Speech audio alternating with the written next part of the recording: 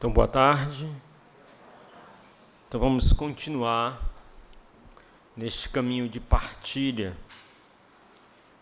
da nossa escuta.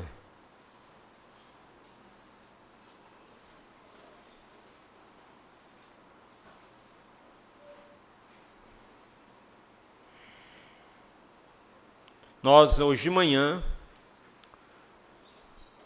nós fizemos uma revisão do nosso dia de ontem.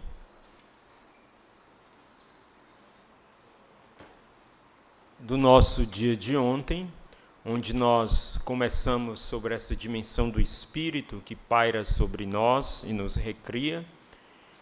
Passamos por toda a dimensão nesses 35 anos, um tempo de graça, o Espírito que nos recria para imprimir em nós o rosto do Pai, que é o rosto do seu Filho, porque quem me vê, vê o Pai, e que nos insere na Trindade,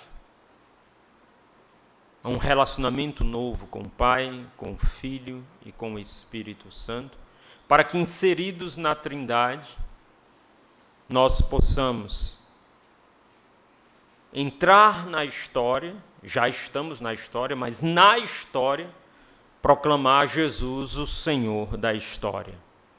Vimos que o centro da história é o mistério de Cristo, a sua encarnação, paixão, morte e ressurreição.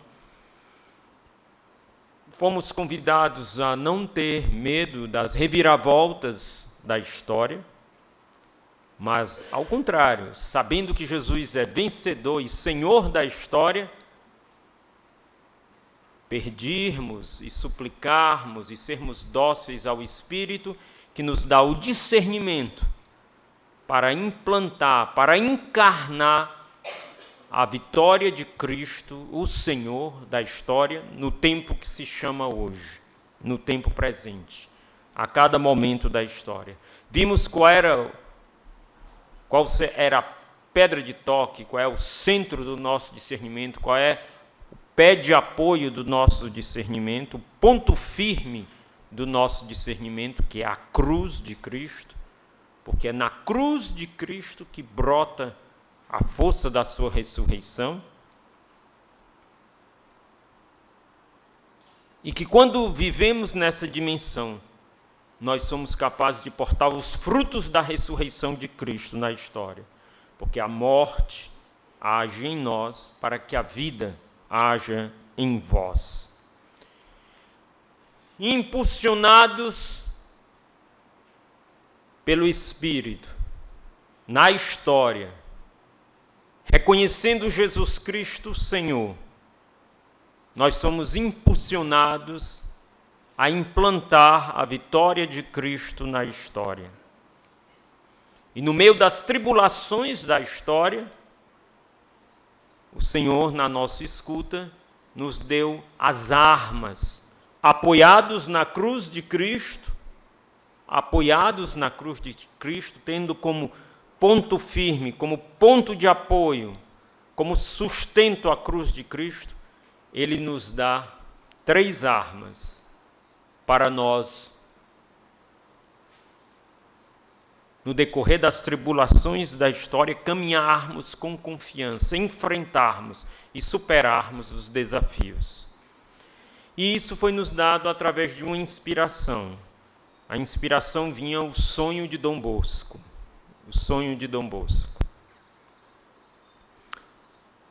E era uma palavra de sabedoria que surgiu na escuta do conselho, que dizia: nessa obra de contemplação de Cristo como Senhor da história e das tribulações da história, e de confiança no Senhor em meio às tribulações, o Senhor lembra o sonho de Dom Bosco, no qual o santo dizia que a Igreja, representada por um Papa, que estaria passando por grandes tribulações, na barca da Igreja, esta barca fosse amparada por duas grandes torres que emergiam neste mar. Essas duas grandes torres que davam sustento à barca era a Eucaristia e a Virgem Maria. As duas grandes torres. E nessa inspiração que o Senhor nos dava, eram torres que não só ancoravam a barca, diferenciando um pouco do sonho de Dom Bosco, não só ancoravam a barca, mas faziam a barca avançar no meio das tribulações. Não só era um sustento para ancorar a barca, para não fazê-la naufragar, mas faziam esta barca avançar em meio às tribulações, implantando o senhorio de Cristo na história. Duas torres, a Eucaristia e a Virgem Maria. E aí vem uma primeira, vamos descer em cada uma das duas, mas um primeiro princípio muito importante para todos nós, nos momentos de batalha espiritual, nos momentos de tribulação, nos momentos dos desafios, ancorarmos e nos deixarmos arrastar. Porque, inclusive, dentro do retiro, nós vemos um momento de intensa batalha espiritual. Mas estávamos diante de Jesus na Eucaristia, porque o retiro de escuta sempre é diante de Jesus na Eucaristia, e estávamos quase todos os dias juntos rezando o texto. Ancorarmos, nos sustentarmos na Eucaristia e Maria. Elas são não só âncoras que nos sustentam, mas que nos fazem avançar. Vamos primeiro refletir sobre a Eucaristia.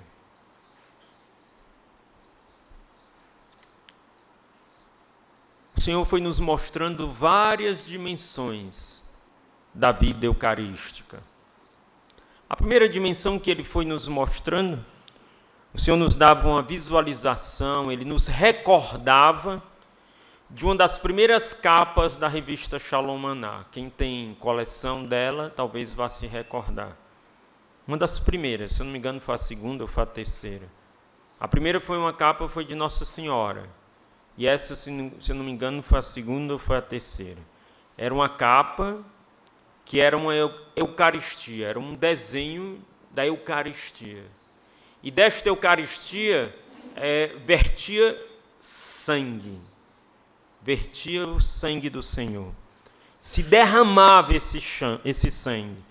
E jorrando esse sangue, jorrava sobre algumas pessoas que estavam diante da Eucaristia e a partir dessas pessoas, jorrava sobre toda uma multidão, sobre todo um povo, sobre todo um povo. E a palavra de sabedoria que o Senhor nos dava é que Ele estava no meio de nós, na sua presença eucarística, e Ele sempre está no meio de nós, na sua presença eucarística, para derramar a sua graça, para fazer verter o seu sangue sobre nós, para nos dar as experiências salvíficas dele, da sua graça. E ele deseja nos alcançar primeiro, e nós ali no conselho estávamos sendo alcançados pelo seu precioso sangue, alcançados pela sua graça, para através de nós se derramar. E nós aqui estamos sendo alcançados pelas graças derramadas, nós aqui na diaconia, nós aonde nós estaremos fazendo nas missões, os conselhos locais, aqueles que estão mais à frente, estão se deixando alcançar para depois, através de nós, nunca fora de nós, mas através de nós, se derramar sobre todo o povo. Ele deseja nos alcançar primeiro, para nos alcançando e fazendo com que nós tenhamos a experiência do que Ele quer fazer e deixando Ele fazer isso em nós, porque repitamos e não nos cansemos de repetir. Essa escuta nós precisamos sofrer a ação da graça na nossa carne.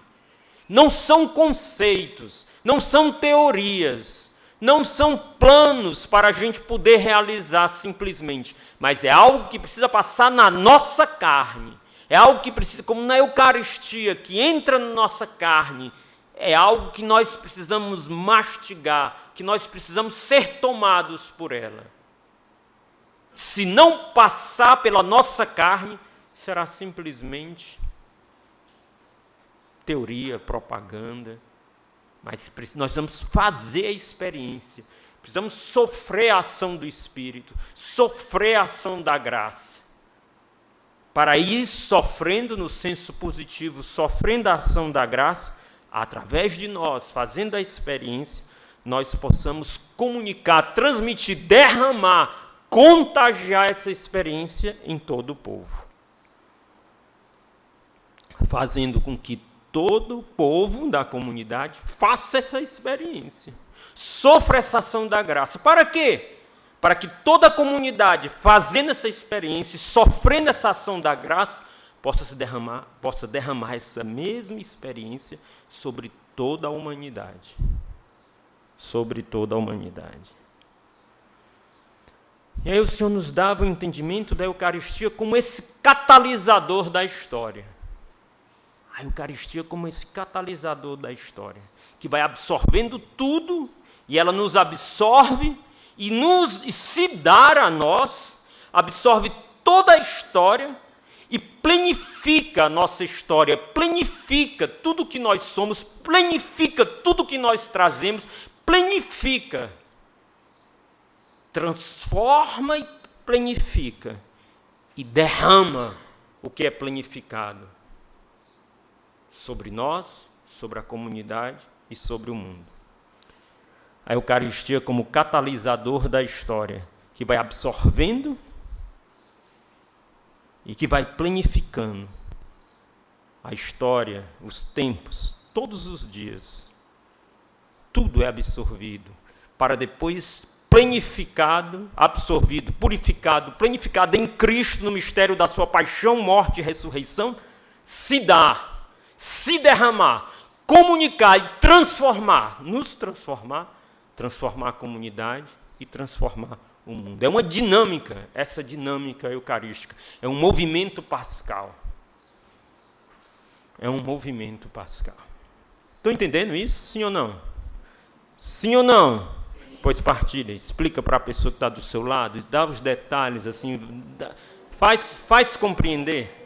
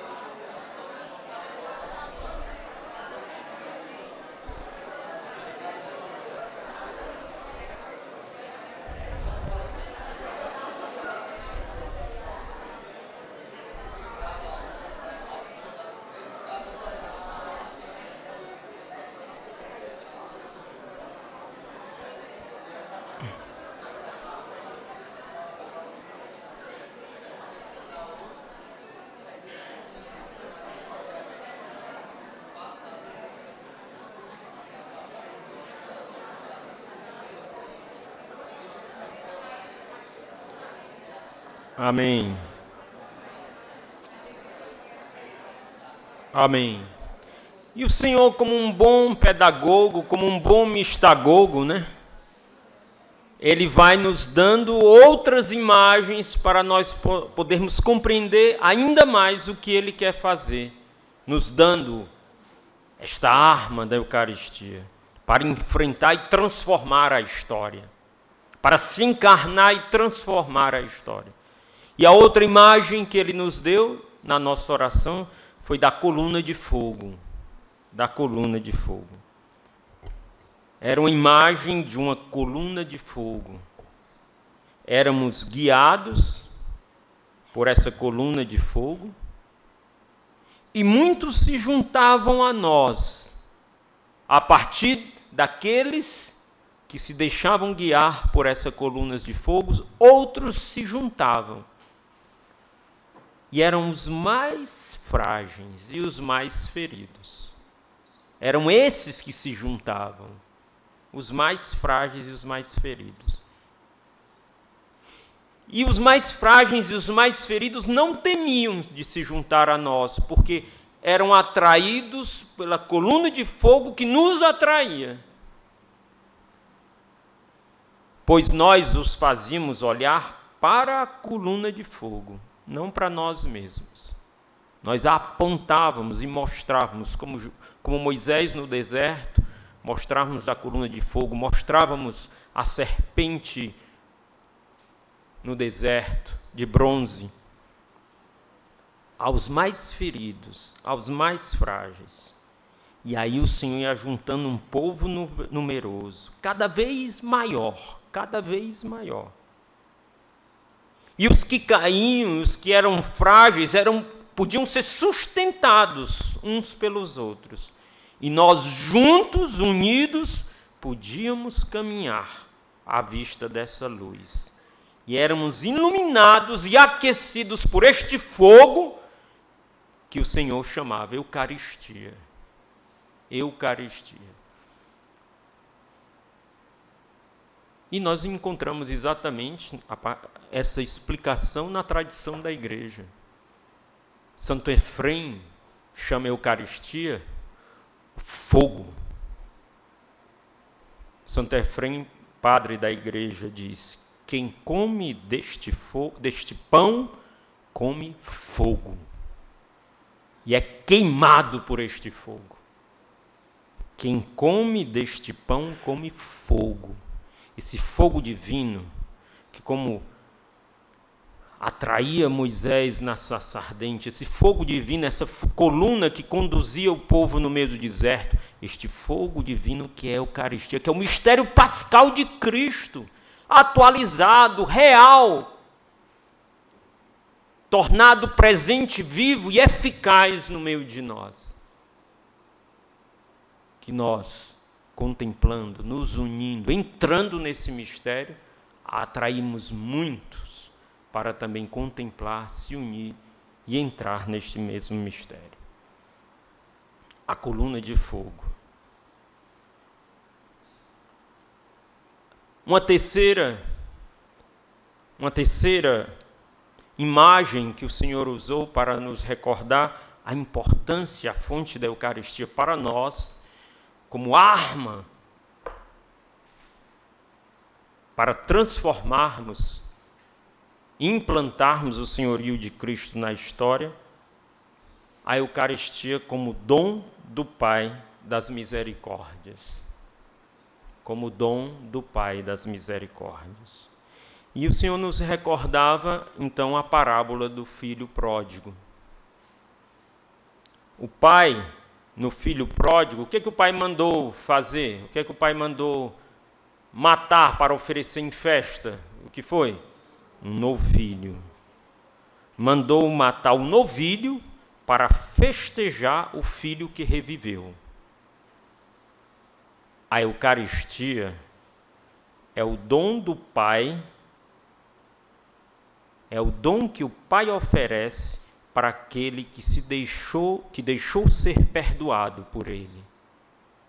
Para todos aqueles que se deixaram ser perdoados por Ele, a Eucaristia, ele é o dom do Pai. Por isso, o filho pródigo deixa de comer a comida dos porcos, as bolotas, para se alimentar do novilho, do próprio filho que o pai dá para aquele que se deixou perdoar. E ele vai se alimentar do dom do pai que é o filho. Alimentando-se da Eucaristia, o filho cresce. O filho de Deus, aquele que se dá como alimento na Eucaristia, cresce na pessoa que se alimenta, e esta pessoa se torna consagrada pela Eucaristia. Cada Eucaristia nós estamos sendo consagrados com o pão e o vinho. Estamos sendo consagrados neste altar por Cristo, com Cristo e em Cristo. Estamos sendo alimentados por esta Eucaristia que nos consagra. A morte do Filho é atualizada na Eucaristia e se torna a vida consumada da alma esposa, pois ela se alimenta a sua vida ali, neste altar. Para quê? Para ser também oferta do Filho, para ser também oferta total para a humanidade, para ser Eucaristia para a humanidade, para ser Eucaristia para os outros, consagrada para os outros. Por isso ninguém é consagrado para si mesmo. Nós somos consagrados para os outros. Eucaristia, dom do Pai das misericórdias. Partilhe um pouquinho de 2 em 2 sobre essas 3 imagens da Eucaristia como arma para entrarmos na história. Partilhe aí. Está muito quente aqui. De repente ficou muito quente. Está muito quente aqui. De repente ficou muito quente. Muito quente aqui.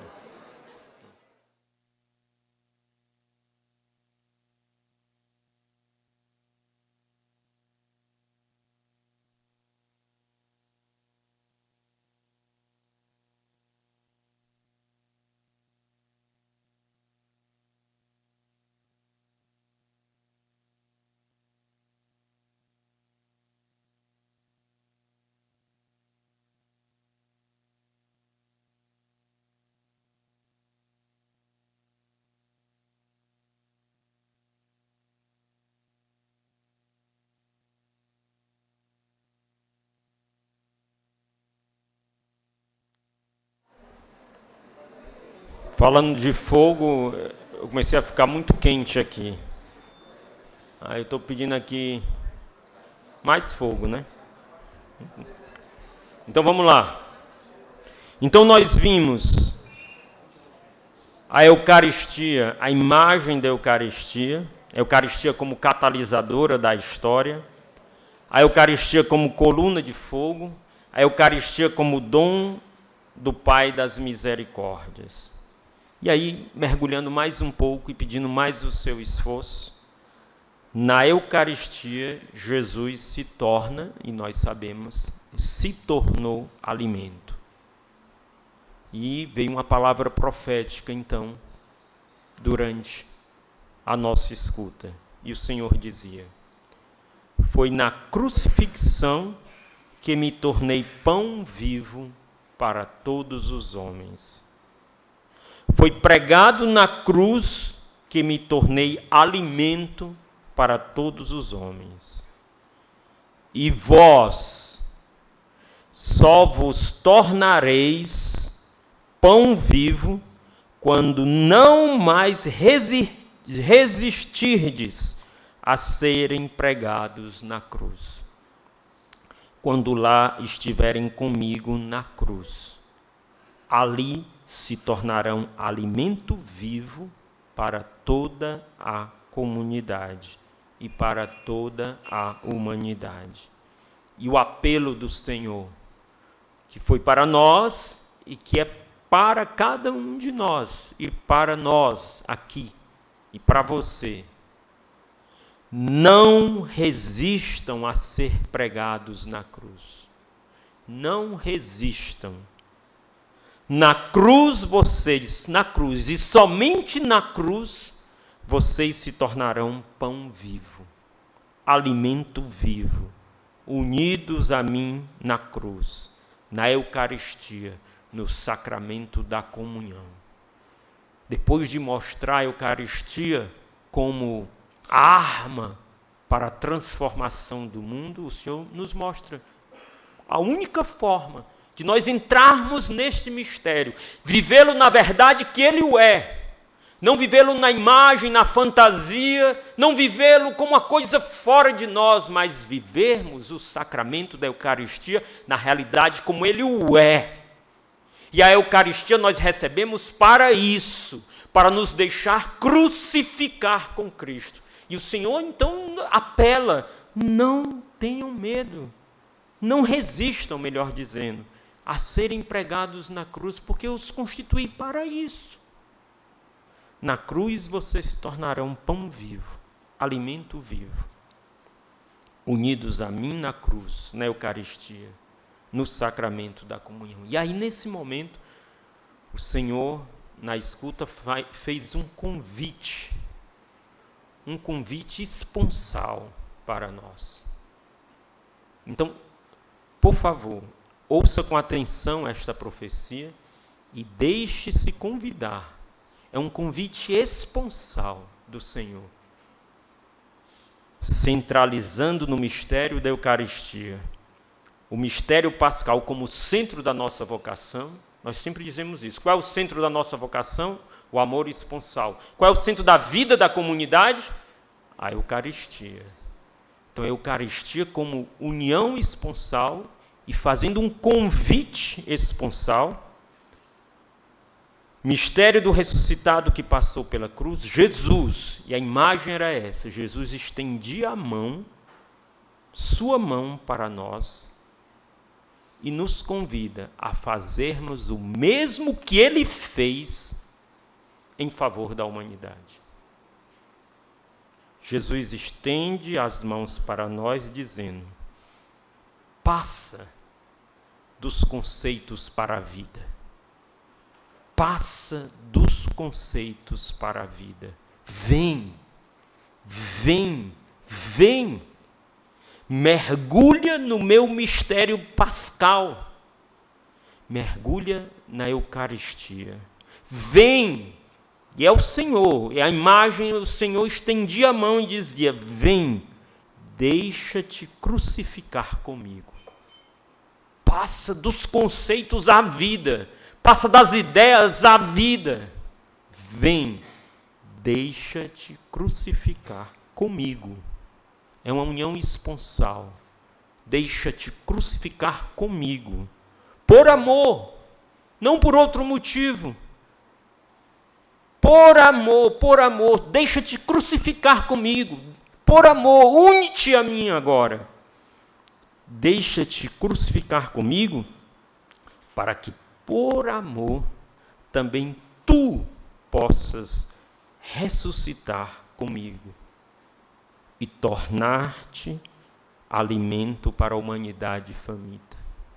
E o Senhor insistia amorosamente, ternamente, decididamente, porque Ele não hesitou de fazer isso por nós na cruz. Também Ele não hesita de nos convidar para que nós façamos com Ele, se somos almas esposas, se temos um esponsório com o Senhor reclama as núpcias. E com Ele diz: vem, vem, vem. Mas é delicado. Ele diz: livremente vem e aceita o meu convite. Ele não impõe, é um convite. Um convite esponsal. As almas esposas se disporão. Vem, vem livremente, livremente, aceita o meu convite. Deixa-te crucificar comigo, por amor, para que por amor tu possas ressuscitar comigo e tornar-te alimento para a humanidade ferida, sedenta, faminta, que também estende a mão. Ele não só estende a mão para nós, mas a humanidade também estende a mão para nós, esperando esse desponsório, porque através de nós e da nossa carne é que poderá se alimentar da carne do Filho de Deus.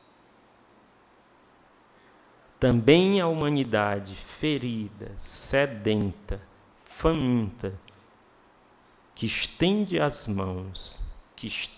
mãos, grita, geme, sofre e espera o alimento dos filhos de Deus. Vem, livremente, vem, decididamente, vem, e deixa-te crucificar comigo, para comigo tu possas ressuscitar e tornar-te alimento para a humanidade que estende as mãos para ti, e que em ti experimentará a minha carne, em ti experimentará a mim mesmo, em ti me experimentará como alimento. Esse é um convite esponsal que foi muito forte para nós no nosso momento de escuta e que espera uma resposta sincera, reta, decidida, profunda, existencial de cada um de nós. Partilhe um pouquinho com a pessoa que está do seu lado, converse.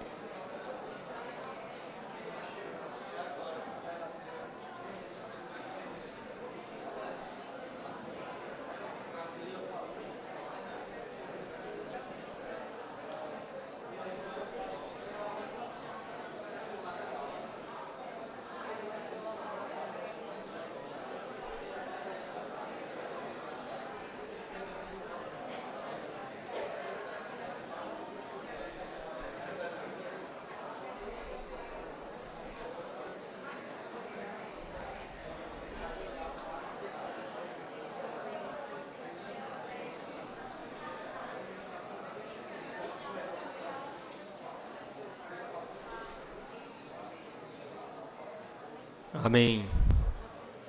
E assim,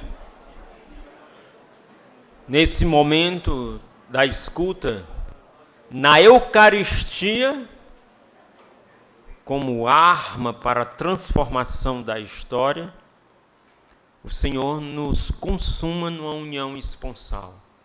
E vem então uma profecia que tenta assim comunicar essa união esponsal. E o Senhor dizia, através de uma palavra profética inspirada: eu não quero somente estar convosco, nem mesmo apenas unir-me a vós. Quero me fazer me misturar. Eu quero que vocês me comam, se alimentem de mim. Quando se alimentarem de mim, quando me comerem, quero transformar vocês de forma que sejam um. Mas isso não se faz em palavra. Eu não quero ser somente um com vocês. Eu quero ser vocês. É uma unidade mística que vai além da justaposição. É uma comunhão que Ele quer ser nós e quer que nós sejamos Ele. Eu quero ser vocês. Não quero somente trabalhar com vocês. Não quero somente agir através de vocês. Não quero somente me unir a vocês. O meu amor é muito maior do que isso. Meu amor vai muito além disso. O meu amor e minha sede vão muito além disso. Eu quero vocês por inteiros. Por inteiros. Assim como vocês se alimentam de mim, é como se eu quisesse me alimentar de vocês, pois este é o desejo do meu amor. É ser um. E não ter diferença. Não quero que haja mais diferença entre vocês e eu. Não quero que sejam duas coisas superpostas. Não quero que sejam duas coisas justas e unidas. Quero ser vocês e que vocês sejam eu. eu dou a vocês a coragem e o amor. Coragem para dizer sim a esta união esponsal. E não tenham medo. Meu amor quer ser vocês. Queiram e creiam. E queiram ser eu. O meu amor quer ser vocês. Que o amor de vocês queiram ser eu. Não há barreira, nem diferença, nem abismo que o meu amor não possa superar. Se há barreiras, se há desafios, se há diferença, este desejo do amor, esse desejo do amor é tão mais forte. Há um padre da igreja que diz: só há um eros que é capaz de superar o nosso eros. O nosso eros tende à satisfação simplesmente dos nossos desejos concupiscentes. E aí o padre da igreja dizia: o eros divino, o amor divino, pode nos atrair e nos unir desta forma, a ponto de que eu e Deus sejamos uma coisa só. E é isso que Deus quer, essa união que se perde e se encontra. Esta união esponsal. E a palavra de sabedoria que Deus dava é: Deus quis dar a nós uma experiência de aprofundamento do amor esponsal. Um casal não apenas se une e cada um continua como ele é, mas um se torna o outro. Vi nessa palavra de sabedoria que era isso que Deus queria fazer em nós através da Eucaristia. Se eu como Jesus e ele se torna eu, porque ele me ama, ele quer fazer a mesma coisa. Ele quer que eu me torne ele. Entendi o amor esponsal como um passo mais profundo.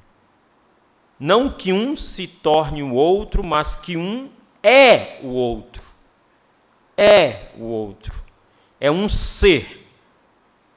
Não um tornar-se, mas um ser, devido à Eucaristia, que tudo absorve e que tudo planifica. Deu para entender? Sim ou não? Então, na medida que você entendeu, partilhe. O que você entendeu?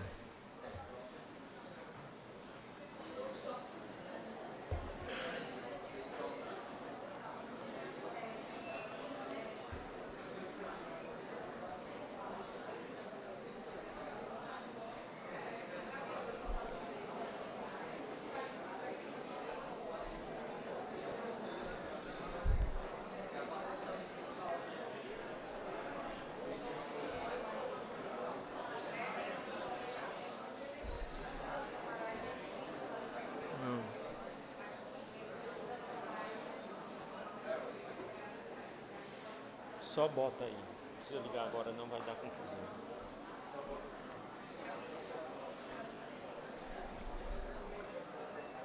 Amém? E aí, então, a partir disso, o Senhor nos convidou nesta união esponsal, eucarística e esponsal. O Senhor nos convidou a um amor esponsal martirial.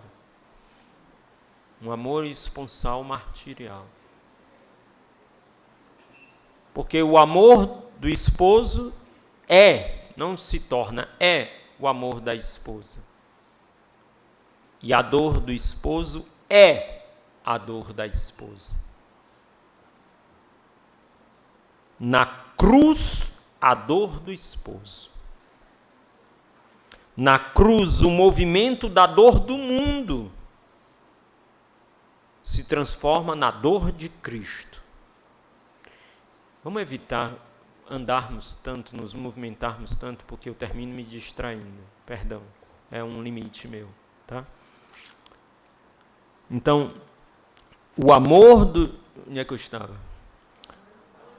Na cruz, o movimento da dor do mundo se transforma na dor de Cristo.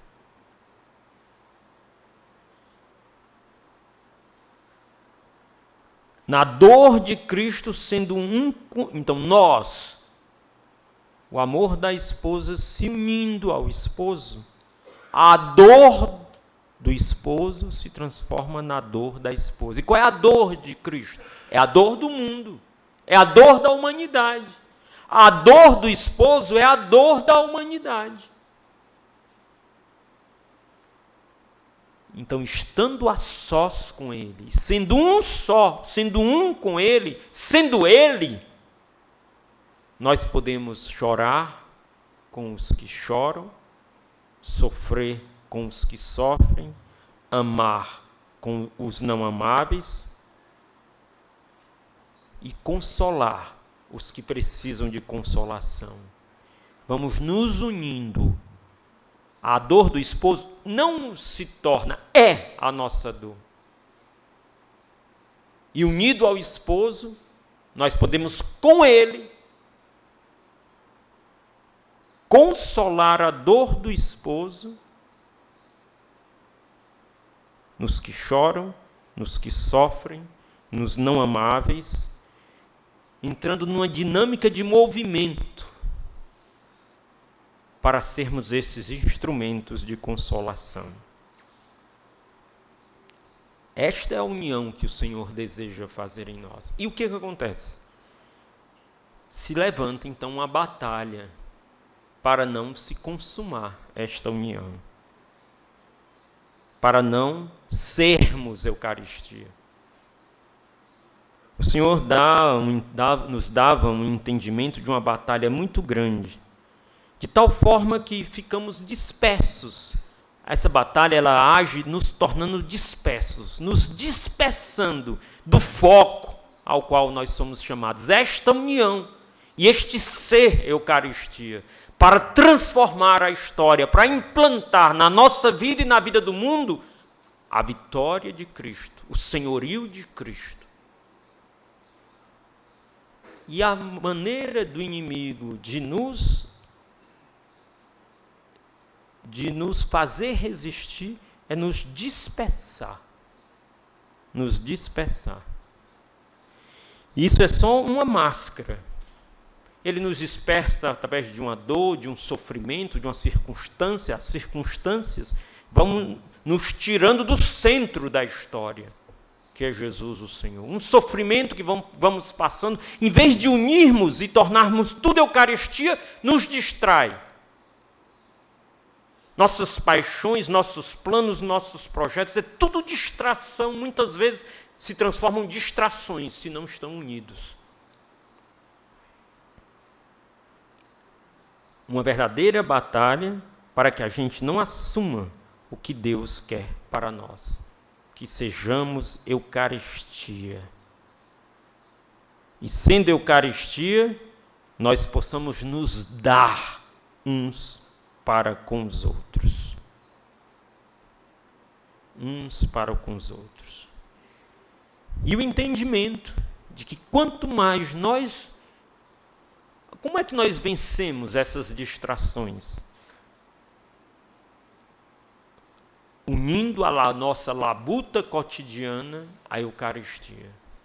Unindo tudo na nossa vida à Eucaristia, tudo na nossa vida unido à Eucaristia. Nada precisa ser disperso, nada precisa estar fora, nada precisa estar fora dessas núpcias, fora desses esponsais.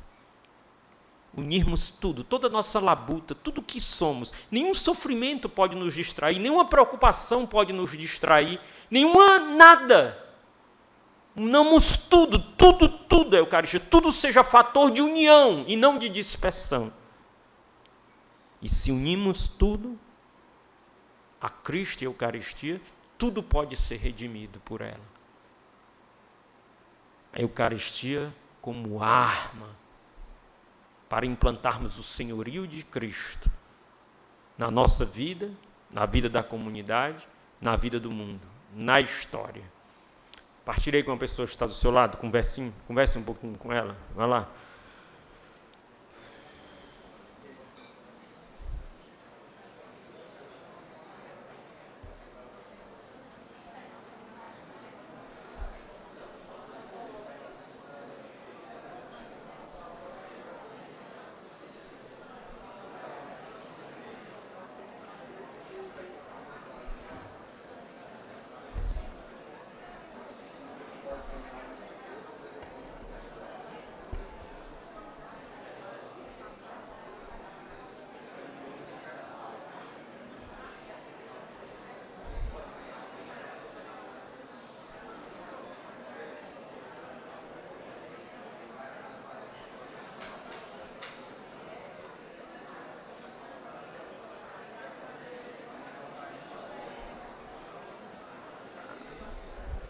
Amém. Vamos correr um pouquinho. Preciso correr um pouquinho. Então, o Senhor, na nossa escuta, Ele nos falou um pouco sobre a nossa vida litúrgica. O desejo de Deus de renovar em nós a vida litúrgica da comunidade. Não simplesmente no aspecto exterior, porque isso não é vida litúrgica. O apego excessivo ao exterior é um ritualismo, não é rito. Não é liturgia. Não simplesmente no aspecto exterior, mas como centro de toda a nossa vida comunitária, que é a Eucaristia. E o Senhor dizia para nós termos essa atenção profunda, essa positiva atenção e essa atenção à Eucaristia e à liturgia na vida da comunidade. Por isso, trazer muitos para a Eucaristia, por meio da adoração e pela vivência sincera, pela frutuosa participação, como se chama,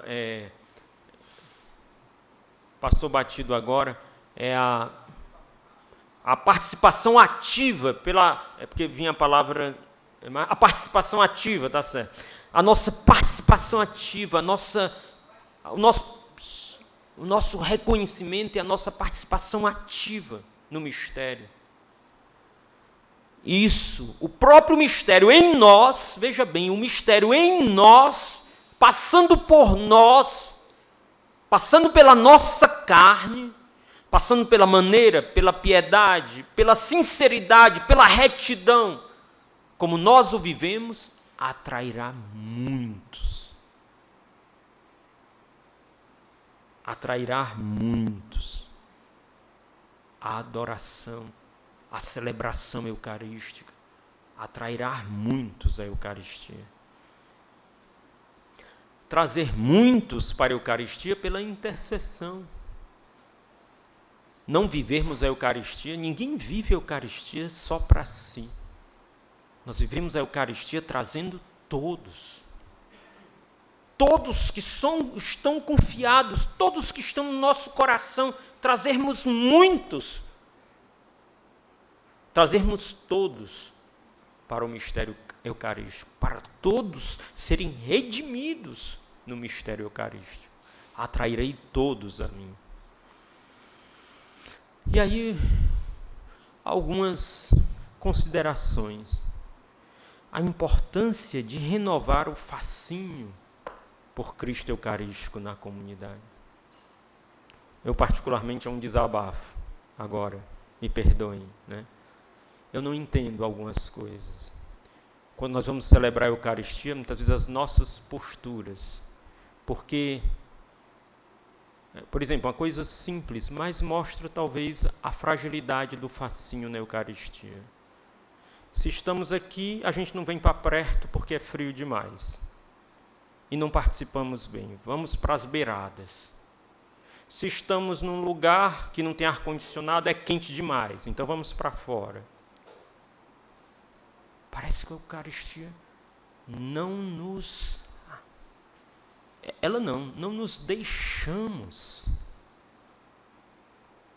atrair por este fogo por esta beleza que nos transfigura e transfigura o mundo. Vivemos de qualquer forma, preparamos de qualquer forma, improvisamos. Dedilhamos os instrumentos durante a celebração, não é porque o rito não é rito, é a ausência de amor. Improvisamos.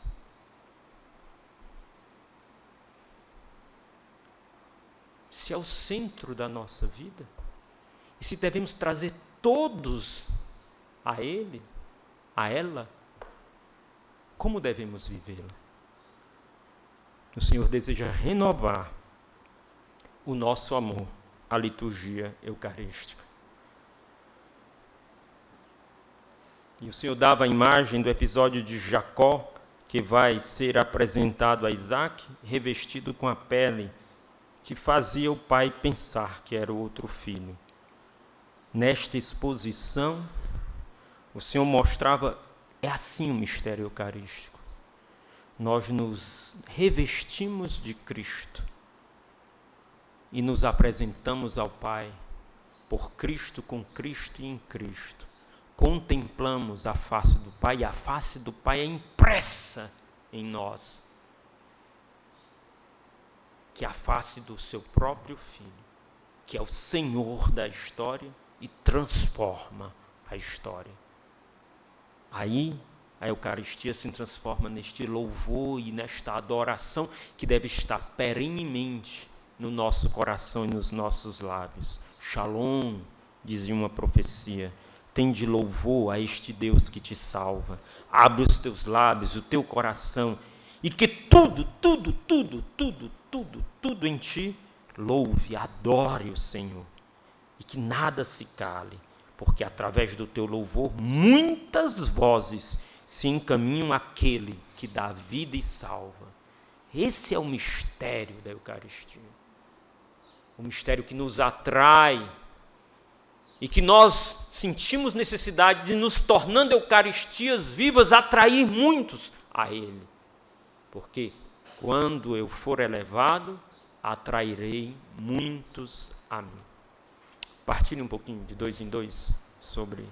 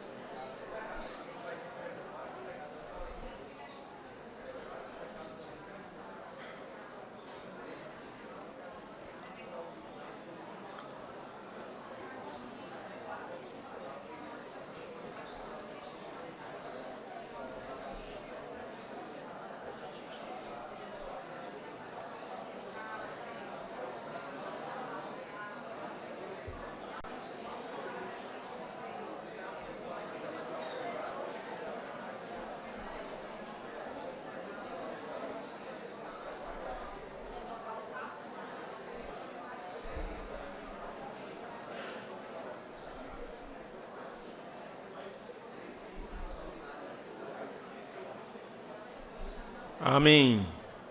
E agora vamos para a segunda torre. E eu tenho que correr, porque eu tenho que falar da segunda torre e do sonho de Dom Bosco, que tem uma terceira torre.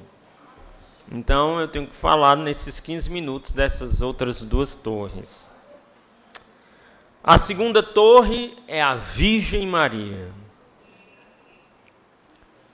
E o Senhor nos falava desse grande dom que Deus nos dava através do Santo Padre, neste ano mariano na comunidade, no Brasil, desculpem, e que nós na comunidade devemos reconhecer como um grande dom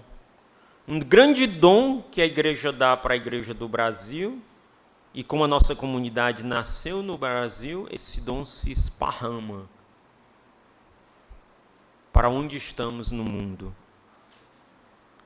E dizia a inspiração, ano mariano, o Senhor coloca no nosso coração que precisamos compreender mais, pois não compreendemos tudo da piedade mariana no seio da comunidade. E Maria aparece como uma torre na qual podemos nos ancorar em meio às tribulações da história. Nós precisamos passar melhor as tribulações da história ancorados na Virgem Maria. Porque se nos ancorarmos nela, ela nos sustenta, como ela ficou de pé diante da cruz. Ela nos sustenta. Ela nos sustenta. Precisamos aprender a passar pelas tribulações assim, debulhando o nosso terço. Debulhando o nosso terço. Aliás, é uma coisa que parece que pode estar em falta nas nossas mãos. O terço nas nossas mãos. Porque com ela, isso nós nos lembramos, os padres da igreja, especialmente os ortodoxos, diziam, sobre o seu manto nós nos refugiamos nas tribulações.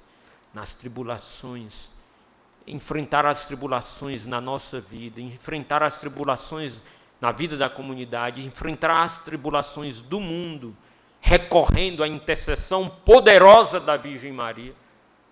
Nós precisamos experimentar na carne a intercessão poderosa da Virgem Maria.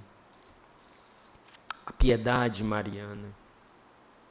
A piedade mariana é a piedade dos pequenos. Não é dos grandes, é dos pequenos, dos dóceis ao Espírito, daqueles que buscam amparo e refúgio. Porque por meio dela, por meio da Virgem Maria, Deus intervém na história. Por meio da Virgem, Deus intervém na história. Por isso, ela é um recurso para implantar o senhorio de Cristo na história. Porque por meio dela, Deus intervém na história. Não foi assim em Pentecostes? Ou no anúncio? Por meio dela, Deus intervém na história e dá Cristo o Salvador. Não foi assim em Pentecostes? Por meio dela, os apóstolos reunidos com a Virgem, Deus intervém na história. E o próprio Cristo ressuscitado doa o seu Espírito. Não é assim no Apocalipse?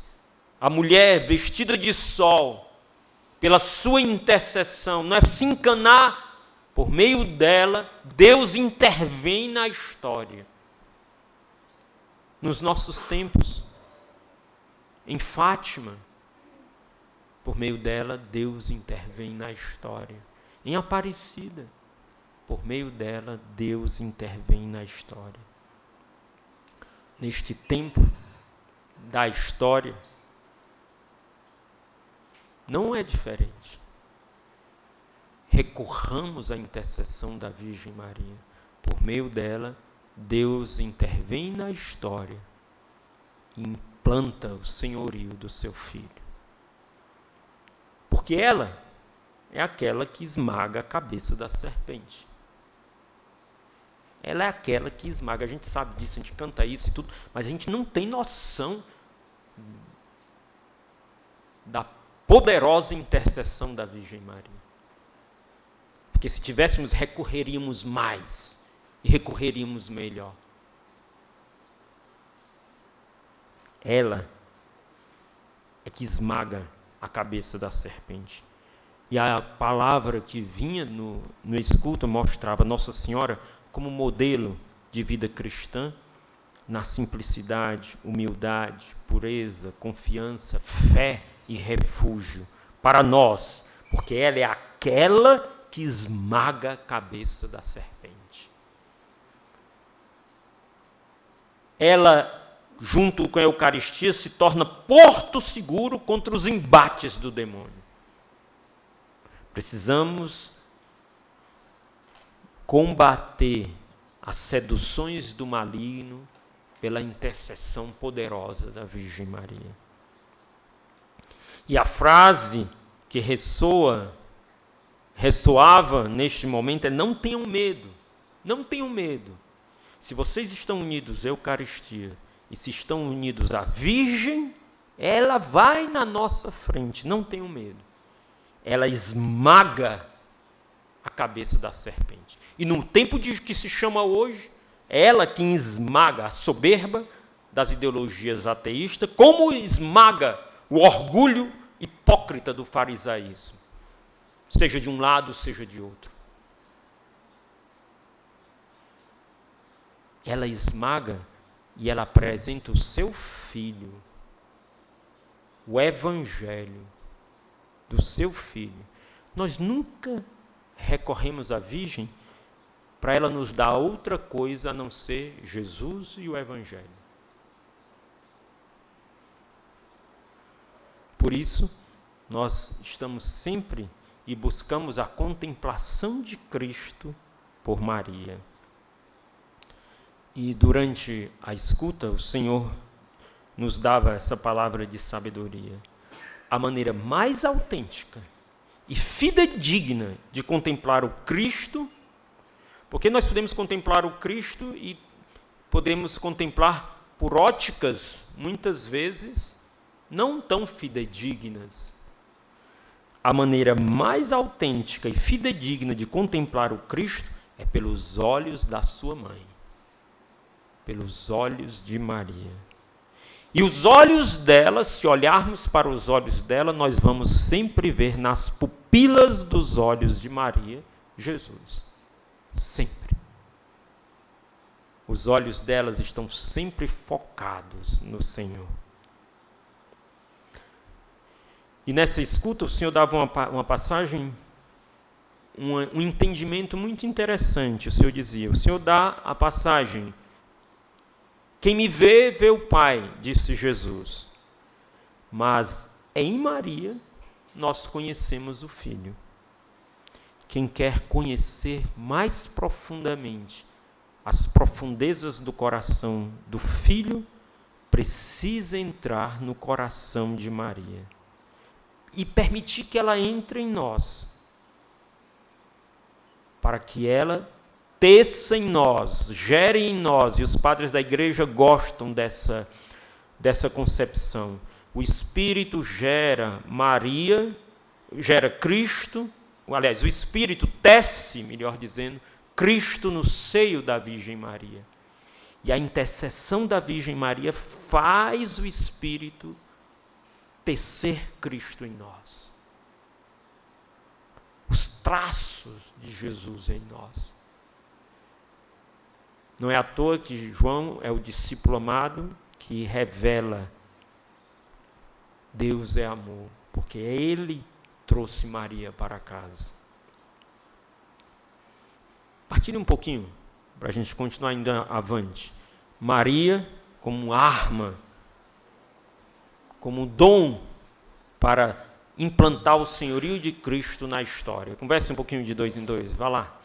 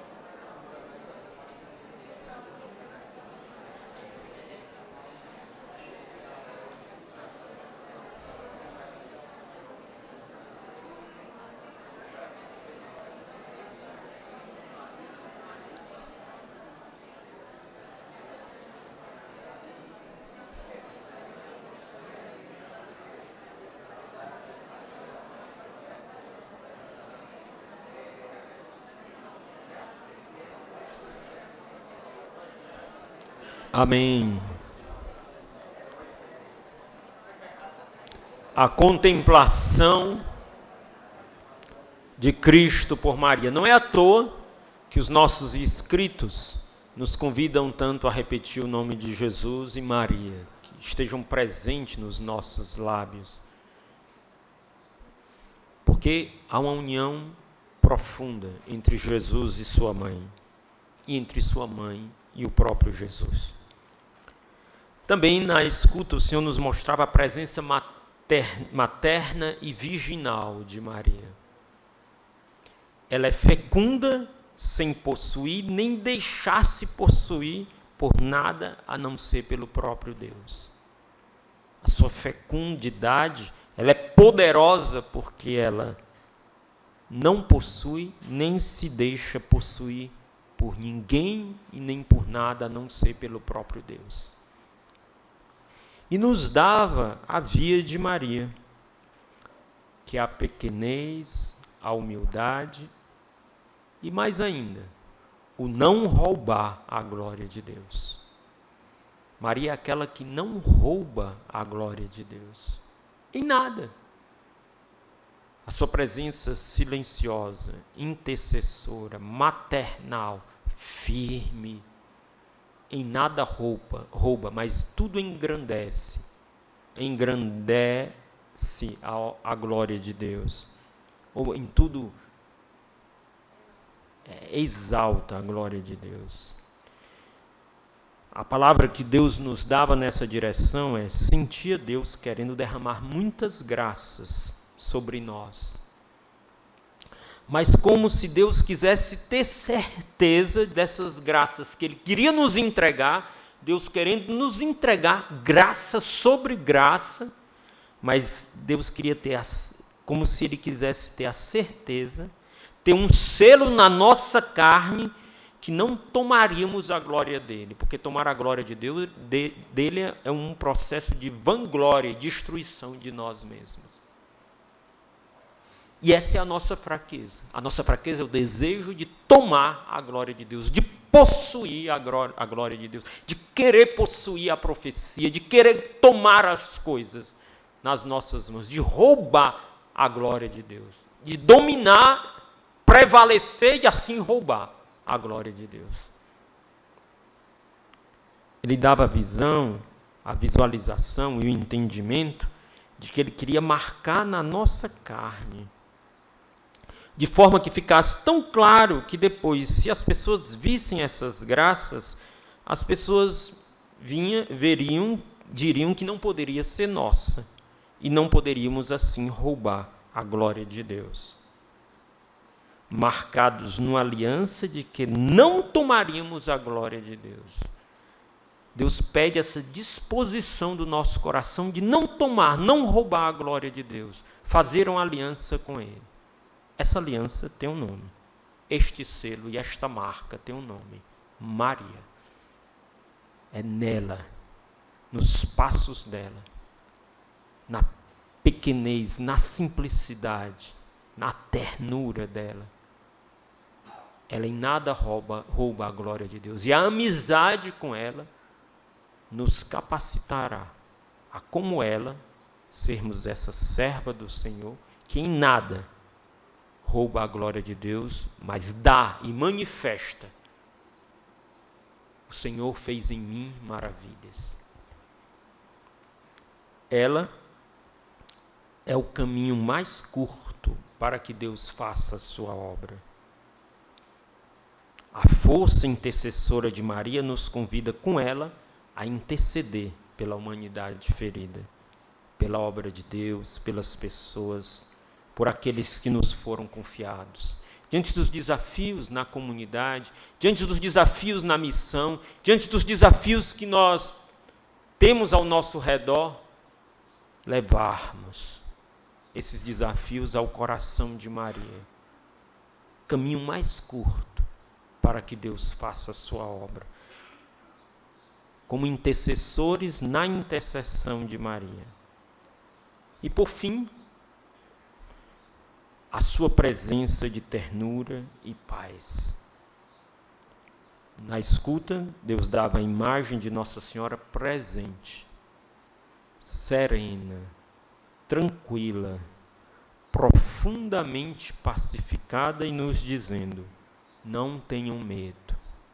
Não, como uma boa mãe, não tenham medo, eu estou com vocês. Eu acompanho vocês. Não tenham medo, eu estou junto de vocês.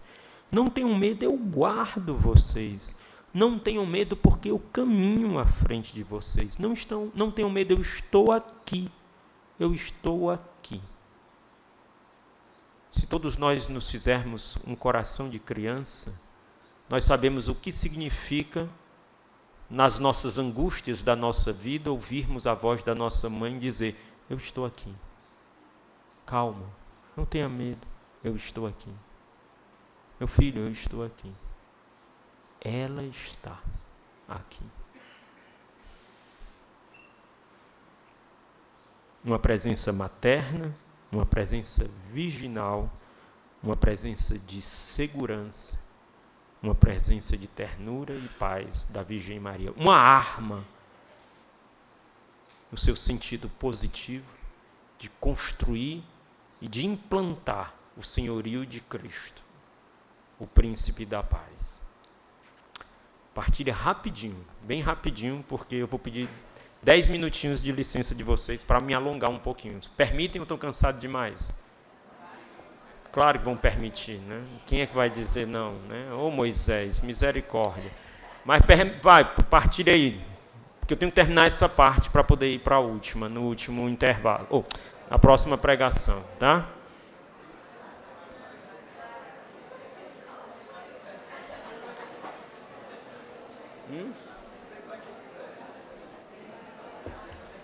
Charme.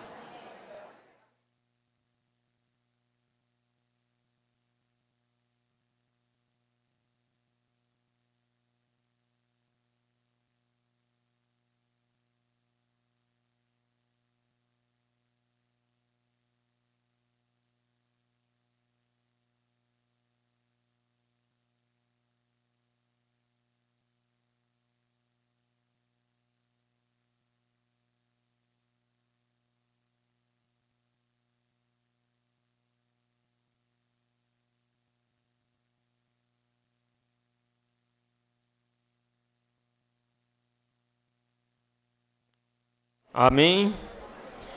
Então vamos lá. Para finalizar, o Senhor nos deu para implantarmos o seu senhorio na história, para enfrentarmos as tribulações do tempo presente. Ele nos deu 2 torres. Quais foram? Mas, num determinado momento, ele nos dá uma outra. É porque é uma escuta, né? E nosso Senhor nos falou primeiro, pelo sonho de Dom Bosco, essas 2 torres, e depois nos deu uma outra arma, que ele já nos tinha dado no começo da escuta, mas que ele, mais uma vez, coloca nas nossas mãos: o Evangelho. O Evangelho. O Evangelho. E voltou de novo a inspiração como o tempo do Evangelho. Inclusive, domingo, uma positiva provocação, né? O Papa, vocês sabem que ele tem esse estilo de positivamente nos provocar, né? E o Papa, na audiência domingo, vocês viram quem leu a audiência de domingo? O Papa fez uma provocaçãozinha, né? Falando... O Ângelus. Falando do Evangelho, o Papa disse assim: como eu gostaria que os cristãos de hoje valorizassem o Evangelho como valorizam o seu celular. Aí provocou, né? Disse, é uma comparação meio paradoxal. Mas como seria importante ter o Evangelho nas mãos, como se tem o celular? Quando você deixa o celular no canto, você corre logo atrás. Se fizéssemos isso com o Evangelho. Quando recebemos uma mensagem, se fizéssemos isso com o Evangelho. E aí fez uma positiva provocação. E o Senhor nos convida, na luz da positiva provocação do Evangelho, a renovarmos o nosso amor pelo Evangelho e termos ele como um instrumento eficaz para implantar o senhorio de Cristo nesse tempo da história. E ele nos falou, nos dando essa terceira dimensão com uma palavra profética. E ele dizia: não tenhais medo da história, não tenhais medo deste tempo presente, nem do futuro, pois foi para este tempo que eu vos criei. Não tenhais medo dos extremos da história. Nós vivemos em tempos de extremos mesmo, de radicalismos mil, religiosos, ideológicos, políticos, sociais. Não tenhais medo dos extremos da história, mas, dizia a inspiração profética, respondeis aos desafios deste tempo com o meu evangelho. O meu evangelho, com a força do meu evangelho, não com a força da carne, a força do sangue, a força das ideias, a força da técnica, a força da sabedoria humana, mas com a força do evangelho. Com a força do evangelho. E o Senhor, na inspiração profética, continuava: o meu evangelho é a resposta. É a resposta. O meu evangelho é a resposta para as angústias do homem, para as angústias do homem de hoje, para a dor do homem, para os sofrimentos do homem que percorrem a história. Porque eu, continuava a inspiração profética, porque eu sou o Senhor da história. Não tenhais medo, mas sede portadores da salvação do meu evangelho. Eu sou o Senhor da história, eu sou a resposta das angústias, das dores, das perguntas, das inquietações mais profundas do homem deste tempo. O meu evangelho. Se nós acreditássemos mais nisso, nós não teríamos tantas crises, tanto no plano pessoal, como no plano comunitário, como no plano missionário. E o Senhor nos convida a crescer nesta fé e nesta confiança. O evangelho como resposta para enfrentar os desafios do tempo que se chama hoje e como resposta para o homem de hoje. O Senhor dava uma imagem, inclusive. Na escuta, o Senhor nos dava uma inspiração de uma imagem. A imagem era de uma avalanche de neve. Uma avalanche de neve. Mas uma neve que não era branca, mas negra. Uma avalanche de neve negra. E à medida que ela ia avançando e levando tudo e levando todos, muitos de nós íamos ao encontro dela com o evangelho aberto. O evangelho aberto. Sem medo. Sem medo desta avalanche. E à medida que nós avançávamos com o evangelho aberto, a força desta avalanche ia sendo retida, quebrada. Mas os que iam sem a força do evangelho eram tomados pela avalanche e desapareciam. Mas os que avançavam com o evangelho, pela força e pelo poder do evangelho, a avalanche perdia força e se retia. Os que conduzem o evangelho não estavam parados nessa imagem, mas eles estavam em um movimento. E eles estavam no movimento na direção da avalanche. Sem medo. Porque eles estavam sustentados pela força do evangelho. E o Senhor nos dava essa palavra de sabedoria. Pela força do evangelho, toda essa avalanche, toda essa lama preta é transformada.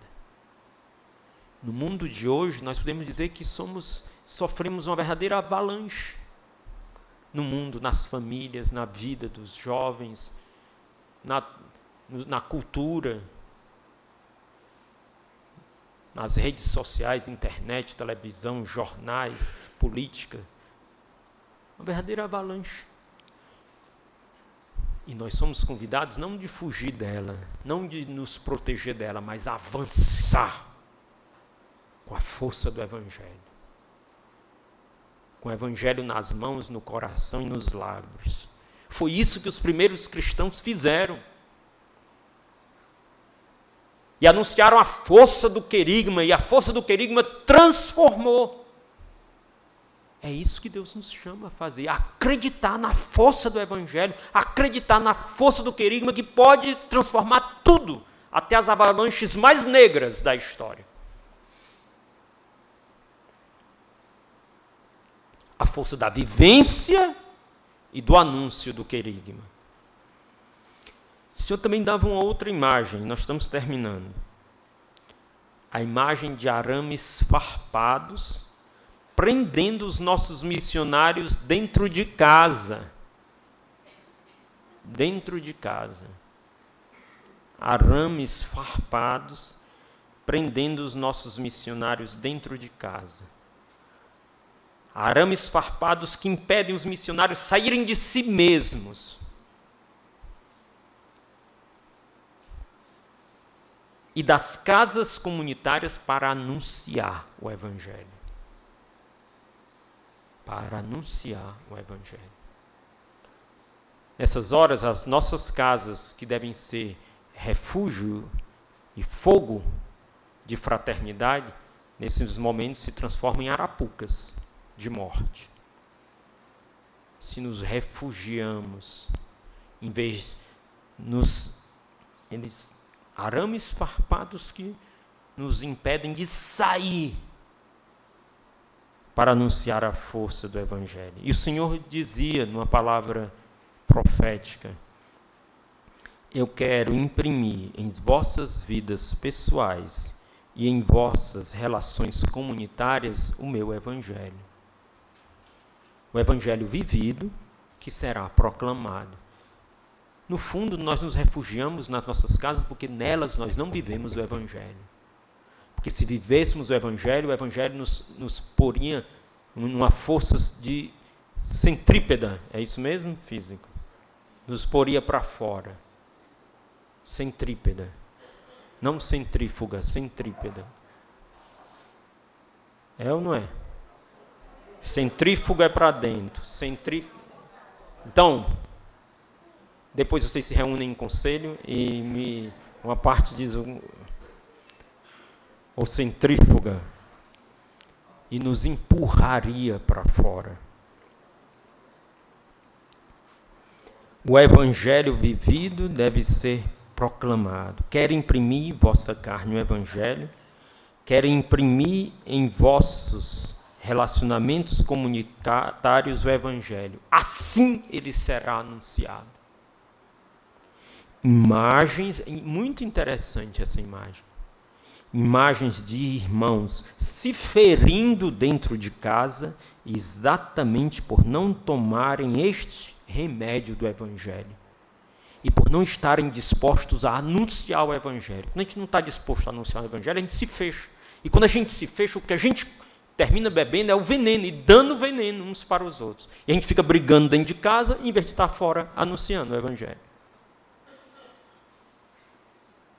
Dentro de casa, famílias, casas, celibatários, sacerdotes, ficamos dentro de casa e terminamos nos envenenando mutuamente.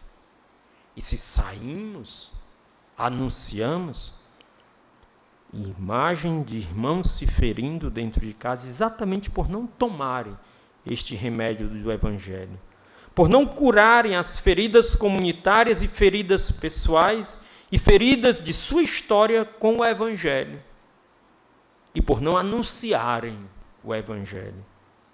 E o Senhor dizia: eu quero marcá-los a fogo com o meu Evangelho. E por fim, e aqui termino essa parte, o Senhor nos convida para uma marcha evangelizadora. Uma verdadeira marcha evangelizadora, levando o evangelho.